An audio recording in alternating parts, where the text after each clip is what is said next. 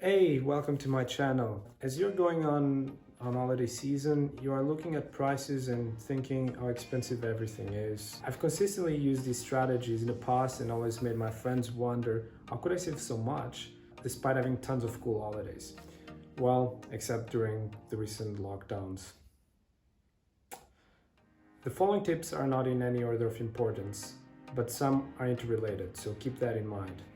With that, let's go to tip number one.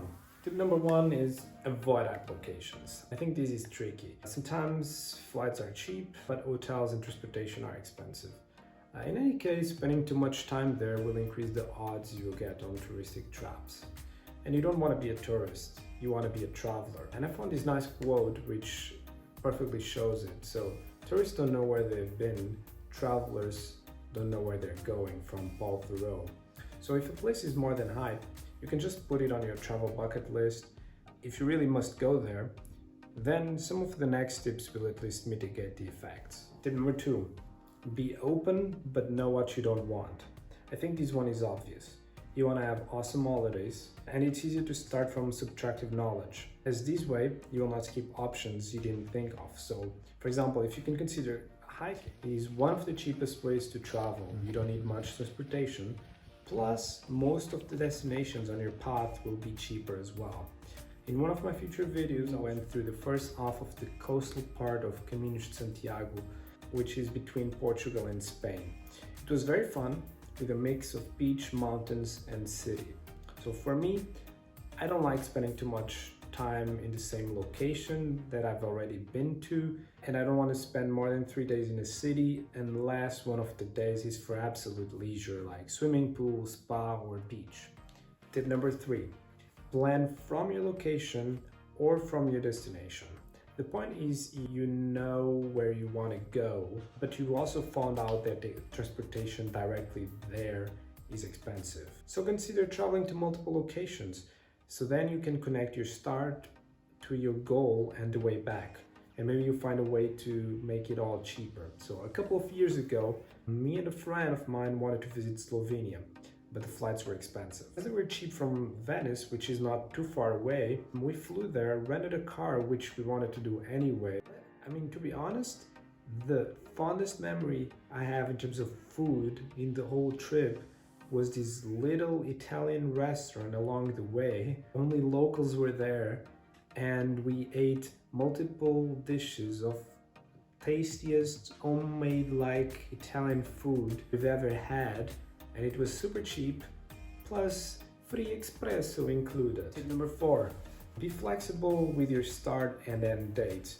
And again, I know this is not for everyone, especially if you are a teacher or parent. I live in Germany. Here you can't take your kid on holidays during school time and justify it with, oh, I found a nice holiday deal.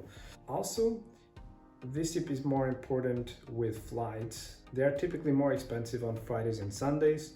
Traveling on Tuesdays, Wednesdays, or Thursdays typically saves me 50% of the travel cost.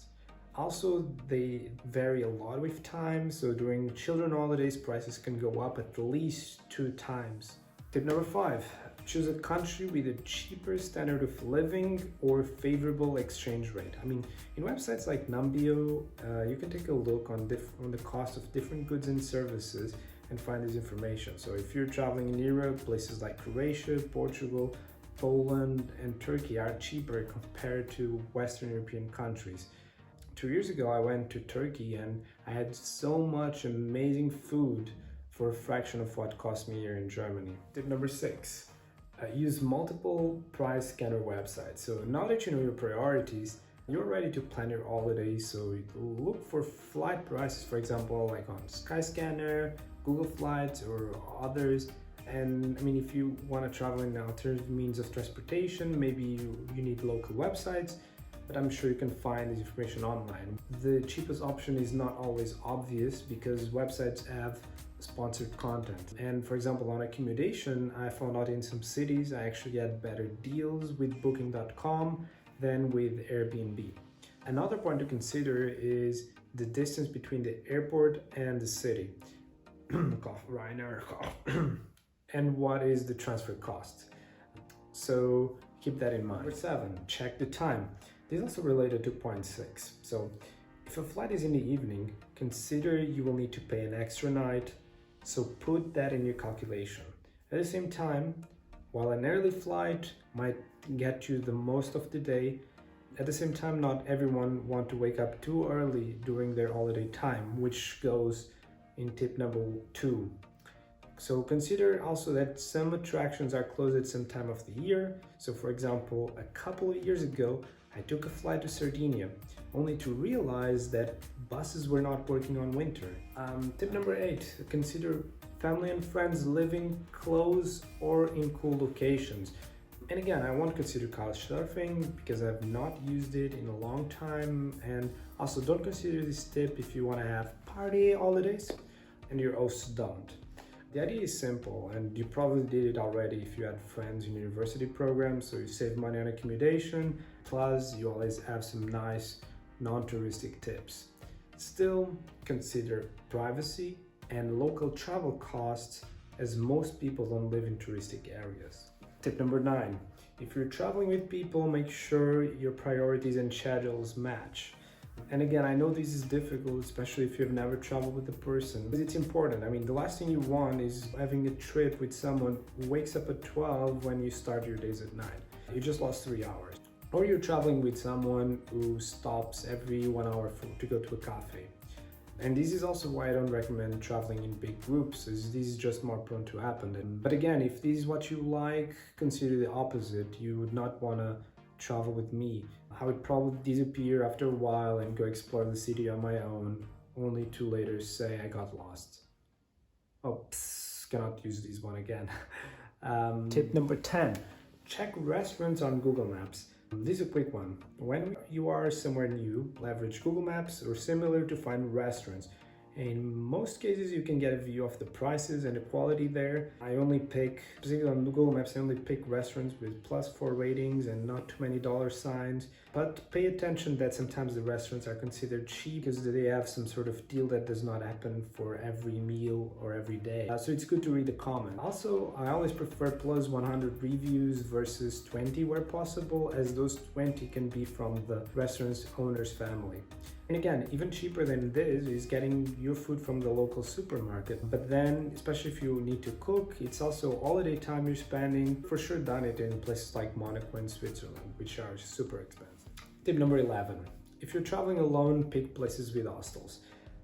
And I don't want to exclude anyone, I made this especially for lone travelers. Once I finished my exams in a week, and like my friends, they had them in 2 weeks. And again, it's not because I'm smarter, I just pick courses that way. Anyway, in that time I went to Sicily and it was awesome. I visited multiple destinations such as Palermo, Siracusa, Taormina, and I met lots of cool people along the way by staying in hostels. So being alone then can be your choice. I'm assuming you don't want to be one of these people that want to stay in a no-talking monk retreat for your awesome holidays. But if that's how you roll, tip number 12. If you choose an hotel or hostel, check multiple website reviews for your accommodation.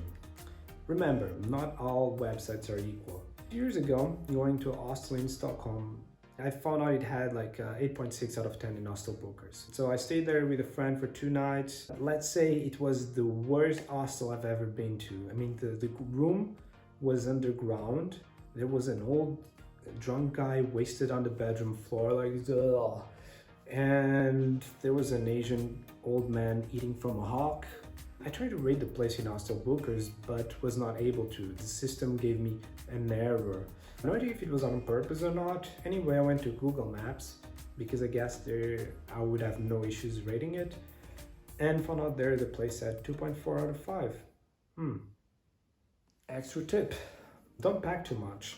Especially if you don't plan to stick to the same place the entire time. Many companies charge you extra for big luggage. Plus, it makes it harder for you to move around and dependent on your ability to check in early for your next accommodation. So, there you have it. 12 tips for holiday traveling.